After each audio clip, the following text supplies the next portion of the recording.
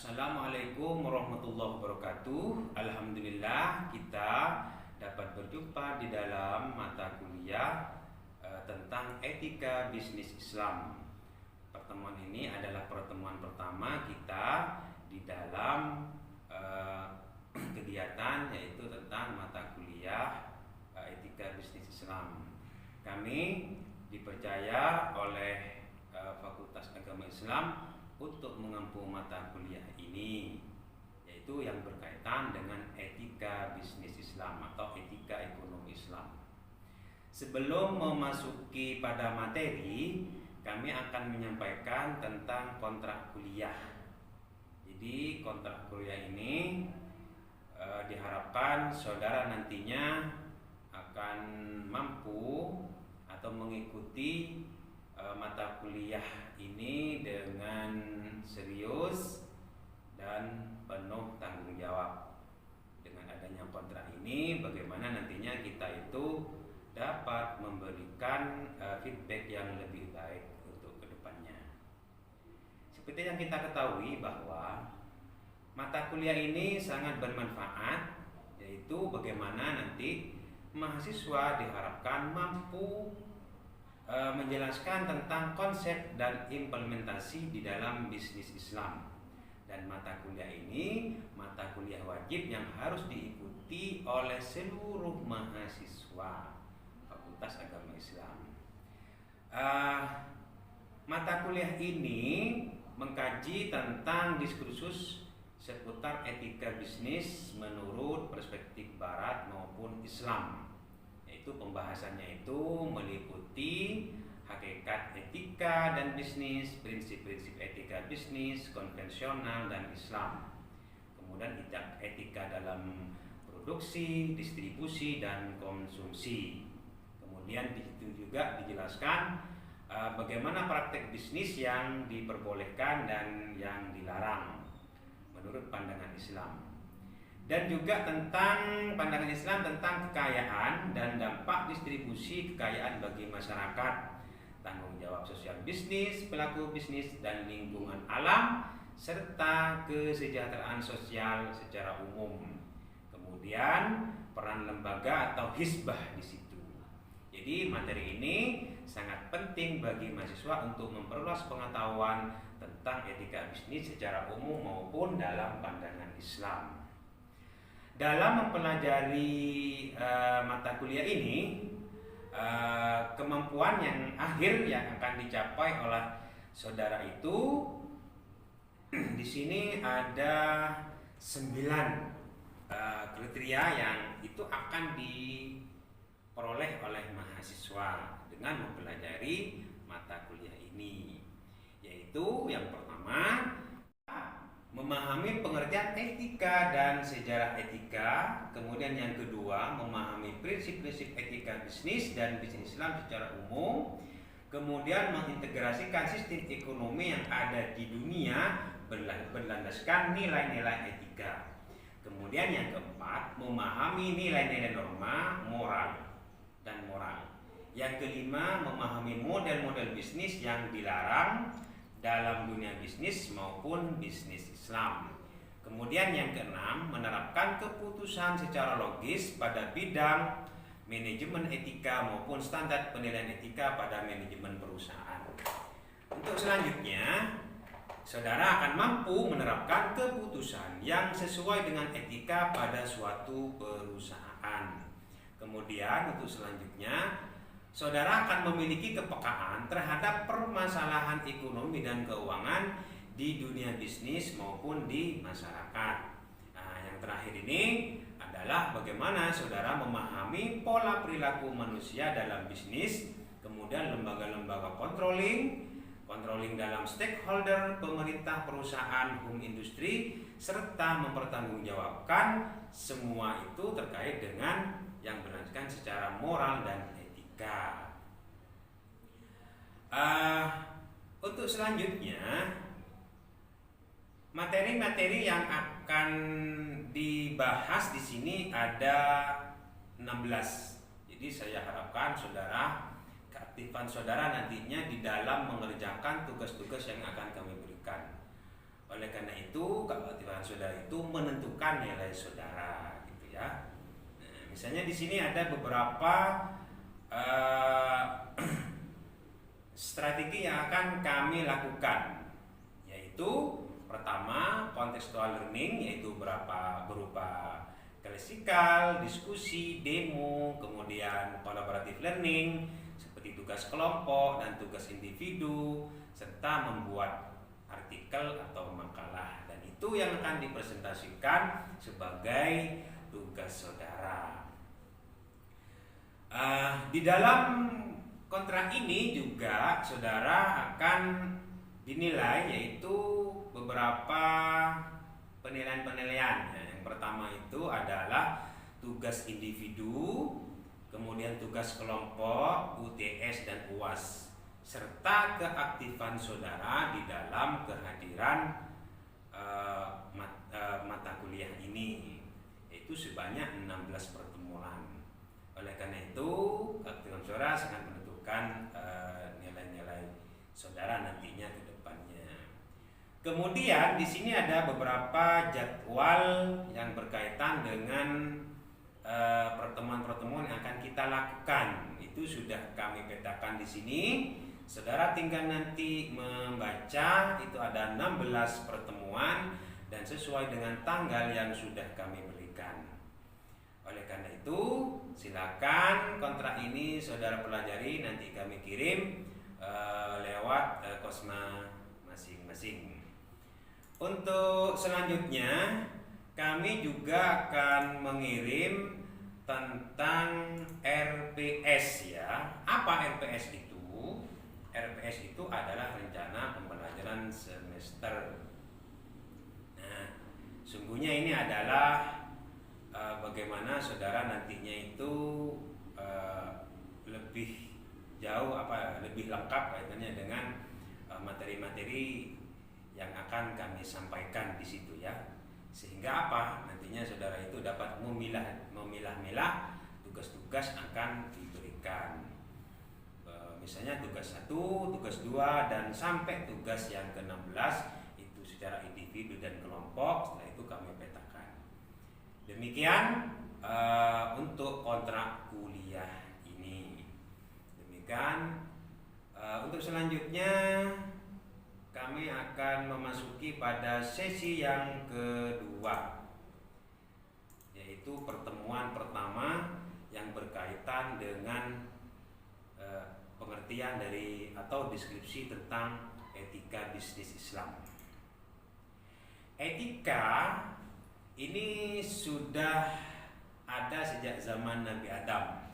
Itu di dalam surat Al-Baqarah, wa qulna ya adamu uskun anta wa zawjukal jannata wa kula minha ragadan haitsu syi'tuma wa la taqraba hadhihi syajarata fatakuna minadh dhalimin. Artinya etika itu sudah ada sejak Nabi Adam ada di surga, seperti itu. Dan regulasi ini berlanjut kepada nabi-nabi sesudahnya dengan membawa ajaran. Apa ajarannya? Itu adalah etika. Kenapa kok ada etika? Kami ini ada suatu contoh di dalam survei tahun 1990 Amerika, bahwa 2000 perasaan mengungkapkan banyak persoalan etika. Di antaranya penyalahgunaan minuman keras, konflik interest, mencuri, diskriminasi dan lain sebagainya. Dan itu berdampak kepada perusahaan atau korporat yang mereka miliki, sehingga profitabilitas di dalam atau kontinuitas atau sustainability di dalam perusahaan itu terganggu, terganjal, sehingga menurunkan omset per tahunnya. Oleh karena itu, etika ini sangat penting sekali. Pengertian etika itu adalah, etika berasal dari Yunani, yaitu ethos, yang berarti kebiasaan atau custom atau karakter. Karakter ini ada karakter istimewa, sentimen, tabiat moral atau keyakinan yang membimbing seorang atau kelompok atau institusi. Artinya, etika merupakan studi sistematis tentang tabiat, konsep, nilai, baik, buruk, harus, benar, salah, dan prinsip-prinsip umum umum yang menggunakan kita untuk mengaplikasikan atas apa saja. Oleh karena itu, etika ini merupakan standarisasi di dalam kita berlandaskan, di dalam berperilaku, di dalam melakukan kegiatan-kegiatan, entah itu ada di perusahaan, entah itu ada dimanapun. Jadi etika ini sebagai yang membungkus pada suatu perilaku. Dengan adanya bungkus itu, maka kita akan itu dinilai mana sisi baiknya, mana sisi buruknya. Oleh karena itu, makanya kajian etika itu kajian filsafat. Kami mempunyai buku yang berkaitan dengan etika, itu adalah etika etika ekonomi yang itu secara normatif dan filsafat. Jadi kajiannya itu yang mengarah kepada bagaimana kita menggali dalam suatu potensi yang ada di dalam suatu perusahaan ataupun itu lembaga, sehingga itu memberikan nilai lebih, pandangan masyarakat bahwa ini adalah baik buruk. Nah, timbangan-timbangan inilah itu yang akan memberikan suatu penilaian apakah nanti itu perusahaan itu sustainability ataupun nanti perusahaan itu akan jatuh atau mungkin atau bangkrut begitu ya. Sehingga apa? Maka itulah pentingnya etika. Nah, ini ada pengertian lain, yaitu etika berasal dari kata ethos, salah satu cabang ilmu filsafat aksiologi, membahas bidang etika yaitu nilai keutamaan, nilai-nilai keindahan, pemilihan, nilai-nilai kebaikan. Kemudian etik di dalam ke situ ilmu tentang kesusilaan yang menentukan bagaimana patutnya manusia hidup di dalam masyarakat. Yaitu pada saat agama menghadapi persoalan untuk memahami pengendalian kelahiran. Pada saat inilah etika diperlukan oleh manusia untuk menginterpretasikan manakah yang benar dan manakah yang baik atau yang diperlukan. Contoh dalam bisnis adalah monopoli barang, kemudian masa iddah. Etika dan moral. Etika tidak sama dengan moral. Orang yang baik etiknya belum tentu moralnya baik. Akan tetapi setiap orang itu memiliki moralitas, tetapi tidak berarti setiap orang memiliki etika. Apa moralitas itu? Moralitas adalah segala macam pandangan atau norma-norma atau pendapat atau kebiasaan atau ajaran baik dan buruk sebagai manusia. Jadi dari pengertian ini, pandangan atau norma atau kebiasaan baik dan buruk itu yang memang itu berasal dari manusia. Makanya akan ada itu moralitasnya itu baik, itu moralnya itu jelek. Itu kan berarti melekat pada diri manusia. Oleh karena itu, moral ini maksudnya kami itu perbedaan moral itu sangat berbeda dengan etika. Kalau etika seperti yang dijelaskan sebelumnya adalah ilmu atau filsafat tentang moralitas. Etika adalah pemikiran tentang moralitas.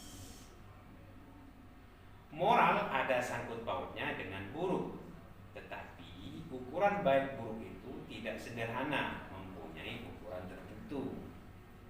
Suatu misal, sebagai manusia yang baik bukan diukur dari hal yang nyata atau nampak, melainkan harus dilihat dari aspek nilai yang mempunyai jangkauan lebih luas dari sekedar jangkauan agama. Jadi moral dapat bersumber pada agama, baik buruk menurut agama, bersumber pada kebiasaan, sedangkan etika sebagai sesuatu yang lebih luas dari moral. Karena etika itu filsafat tentang moral. Makanya kajiannya etika itu adalah kajian filsafat. Dengan demikian, seseorang tidak cukup memahami tentang moral saja, tetapi harus menguasai etika dalam kehidupan bermasyarakat. Karena etika itu itu sebagai standarisasi kita dalam berperilaku, apakah nantinya akan disebut baik ataupun akan disebut buruk. Jadi kira-kira dapat dipahami ya. Etika dan moral, etika mendudukan seseorang tidak hanya bermoral, tapi mendudukannya sebagai manusia yang luhur, berbudi, bijaksana, dan berwelas asih. Jadi kalau hanya moral saja itu tidak cukup, tapi kita itu harus memahami tentang etika.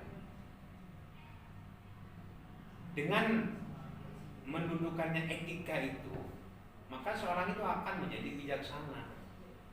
Kebijaksanaan di sini itulah yang itu akan membuahkan berbagai perspektif yang itu akan nilainya itu ada nilai positif.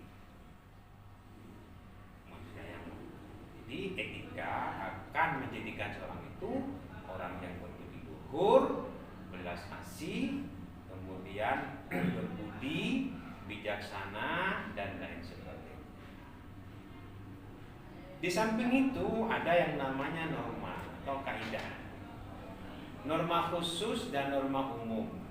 Norma khusus adalah aturan yang berlaku dalam bidang atau kegiatan khusus. Misalnya dalam peraturan olahraga, pendidikan, dan sekolah. Norma umum bersifat universal, terdiri dari norma sopan santun, norma hukum, dan norma moral. Jadi bagian dari etika itu adalah tadi itu moral, kemudian ada norma. Norma ini yang kemudian yang kita sebut itu ada aturan-aturan atau kode etik atau pedoman di situ. Yang itu nanti dibagi dua, yang telah saya sebutkan, ada norma khusus, ada norma umum. Mungkin sampean dengar ada yang namanya norma sopan santun. Norma sopan santun adalah norma atau etiket yang mengatur perilaku dan sikap lahiriah manusia. Misalnya makan, berpakaian, dan duduk itu seperti apa. Kalau di dalam beberapa macam budaya itu, kalau duduk makan sambil berjalan itu kan tidak sesuai dengan norma dan sopan santun. Artinya norma ini mencakup tata cara lahiriah dalam pergaulan sehari-hari dan tidak mencakup baik buruknya seseorang. Oleh karena itu, norma ini kita lihat cakupannya itu ada baik buruk. Ada norma hukum. Norma ini keberlakuannya secara tegas di masyarakat. Norma ini mencerminkan harapan, keinginan, dan keyakinan seluruh masyarakat tentang bagaimana hidup bermasyarakat yang baik dan bagaimana masyarakat diatur dengan baik. Kemudian di sini ada norma moral. Norma moral adalah aturan mengenai sikap perilaku manusia sebagai manusia. Norma ini mengatur tentang baik buruk, adil dan tidak adil tindakan perilaku sejauh mana ia itu dilihat oleh manusia. Jadi yang melihat itu adalah manusia, apakah itu adil, apakah itu tidak adil, dan lain sebagainya. Kemudian di sini teori-teori etika. Di situ ada etika deontologi, yaitu doen itu kewajiban. Oleh karena itu, etika lebih menekankan kewajiban manusia untuk bertindak baik. Kemudian tindakan atau teori etika, tindakan itu baik karena mempunyai nilai moral. Tindakan itu dilaksanakan berdasarkan kewajiban yang memang harus dilaksanakan terlepas tujuan itu atau akibat tindakan itu. Misalnya, suatu tindakan bisnis akan dinilai baik bukan karena tindakan itu mendatangkan akibat baik bagi keuntungan, melainkan tindakan itu sejalan dengan kewajiban pelaku. Baik, saya kira cukup dulu dari kami kaitannya dengan ini. Untuk selanjutnya kita pembahasan yang selanjutnya. Untuk selanjutnya dijelaskan tentang menurut tokoh-tokoh Barat ya, yaitu kebaratan ini. Dalam buku Etika merumuskan pengertian etika itu kepada 3 pengertian. Pertama, etika digunakan dalam pengertian nilai-nilai dan norma-norma moral yang menjadi pegangan bagi seseorang atau kelompok dalam mengatur tingkah lakunya. Yang perlu digarisbawahi di sini adalah pegangan bagi seseorang atau kelompok dalam mengatur tingkah laku. Nah, pegangan di sini itu nanti bisa di dalam bentuk itu pedoman kode etik yang telah dibuat oleh suatu korporat atau lembaga. Kemudian yang kedua, etika dalam pengertian kumpulan asas atau nilai-nilai moral atau kode etik. Nah, ini dasarnya adalah bahwa itu dikatakan baik ketika ada kode etik atau pedoman yang dibuat oleh lembaga atau korporat atau perusahaan ataupun apapun itu.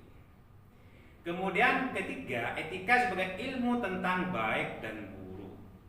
Jadi etika itu kajiannya adalah baik dan buruk. Jadi pandangan-pandangan bahwa itu dinilai baik dan itu dinilai buruk itu perspektif berbagai macam persepsi orang-orang gitu ya. Dia itu hidup di mana kadang di dalam suatu tempat itu berbeda dan satu tempat yang lain itu juga berbeda. Oleh karena itu makanya di sini katanya Berton itu adalah ilmu tentang baik, ilmu tentang yang kaitannya dengan buruk, bahwa itu buruk pandangan satunya, baik pandangan satunya. Kadang pandangan-pandangan ini tuh berbeda satu dengan yang lain gitu ya. Kadang menurut kita baik, kadang menurut kita buruk. Tapi di situ ada standarisasi yang dilakukan oleh orang-orang yang itu nanti berpegangan pada suatu konsep yang akan dinilai atau konsensus dari suatu ajaran tertentu, misalnya di dalam Islam atau di dalam budaya ataupun di dalam yang lain-lainnya atau di dalam kehidupan sosial kita, begitu ya. Nah, kemudian ini menurut Rafiq Ishaq Beckham mengatakan etika adalah bidang ilmu yang bersifat normatif karena ia berperan menentukan apa yang harus dilakukan atau tidak boleh dilakukan oleh seorang individu. Jadi normatif ini adalah yang berkaitan dengan hal-hal itu yang dibuat oleh perusahaan, lembaga ataupun budaya yang berasal dari budaya ataupun yang berbagai macam yang bersifat normatif. Karena apa? Karena itu menentukan apa yang dilakukan atau tidak boleh dilakukan oleh seorang individu. Gitu ya. Untuk selanjutnya, etika adalah bagian dari filsafat yang membahas secara rasional dan kritis tentang nilai, norma ataupun moralitas. Jadi terminologi yang paling dekat dengan etika dalam Islam disebut akhlak atau bentuk jamaknya itu adalah khuluq. Akhlak atau khuluq. Nah, ini adalah sinonim dengan yang Islam. Etika bisnis merupakan prinsip-prinsip moral atau aturan tingkah laku atau kaidah-kaidah etik yang dianut dalam berbisnis.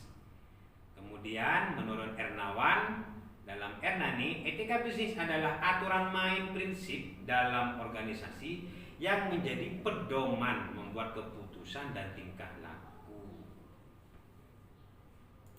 Untuk selanjutnya kita bahas tentang yang berkaitan dengan Islam. Dalam Islam, etika bisnis itu sudah banyak dibahas dalam literatur dan sumber utamanya adalah Al-Quran dan Al-Hadits. Pelaku-pelaku bisnis diharapkan bertindak secara etis dalam berbagai aktivitasnya. Kepercayaan, keadilan, kejujuran dan adalah elemen pokok dalam mencapai suksesnya suatu bisnis di kemudian hari. Etika seseorang terwujud dalam kesadaran moral yang memuat keyakinan benar atau tidaknya sesuatu tersebut. Oleh karena itu, yang menjadi pokok persoalan di sini adalah apakah keyakinan benar itu menurut perspektif satunya itu berbeda dan perspektif satunya itu yang sama. Nah, inilah yang perlu nanti kita bagi-bagi atau kita pilah-pilah. Dari pemilahan-pemilahan itu nanti yang menjadi konsensus atau kesepakatan-kesepakatan dari suatu atau yang akan dibuat di dalam kesepakatan-kesepakatan sesuatu itu, baik itu yang bersifat dia itu berasal dari budaya, sosial ataupun yang lainnya. Tugas etika bagi orang yang berpikir dan beraksar untuk memahami masalah-masalah yang dihadapi, baik itu masalah kehidupan maupun masalah ilmu. Itu tugas etika ya. Kemudian peran etika merupakan alat yang diberikan kepada seorang yang mampu berpikir atau untuk menentukan diri sendiri. Jadi etika itu adalah sebagai alat bagaimana nantinya itu dia akan berpikir bahwa ini adalah salah, bahwa ini kita harus melakukan ini, kita harus melakukan itu.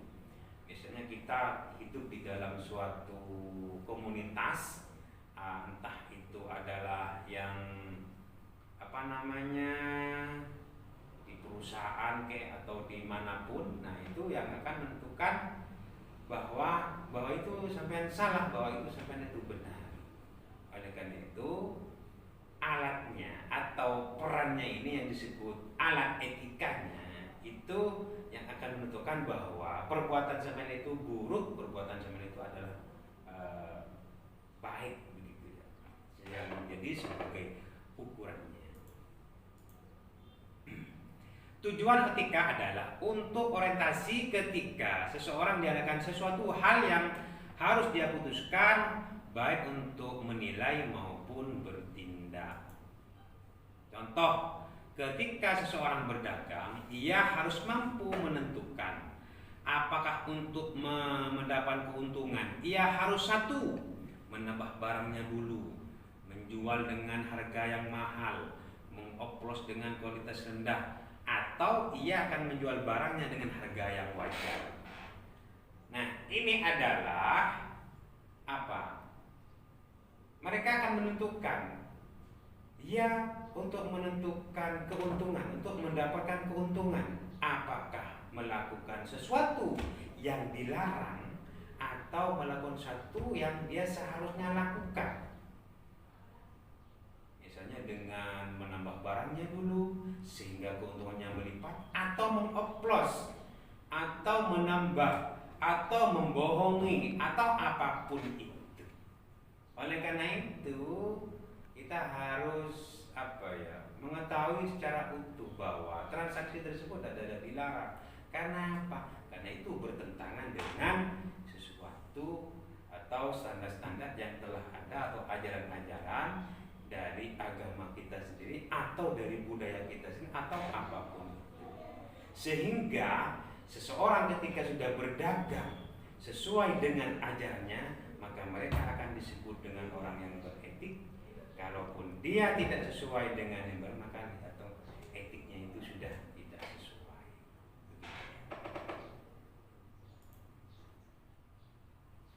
Nah, dari proses tersebut, etikalah yang berorientasi bagaimana seseorang itu menentukan pilihannya. Manfaatnya apa? Manfaatnya apa untuk etika itu? Atau bagi kita itu dengan adanya etika ini? Etika sangat diperlukan pada saat terjadi perubahan atau pergeseran nilai. Ketika masyarakat mengalami masa transisi dari keadaan tertentu yang itu membutuhkan suatu pemikiran, suatu tindakan yang secara spontanitas ataupun tidak spontanitas, itu manfaat etika akan terasa. Karena ketika seseorang itu terjadi pergeseran nilai, apakah hati nuraninya itu yang akan yang akan berbicara ataupun tindakan-tindakan yang lain. Baik, saya kira pemaparan saya mulai dari pertama itu sampai sudah pahami. Untuk selanjutnya mari kita diskusikan atau beberapa pertanyaan-pertanyaan dari saudara. Saya kira cukupkan sekian dari saya. Semoga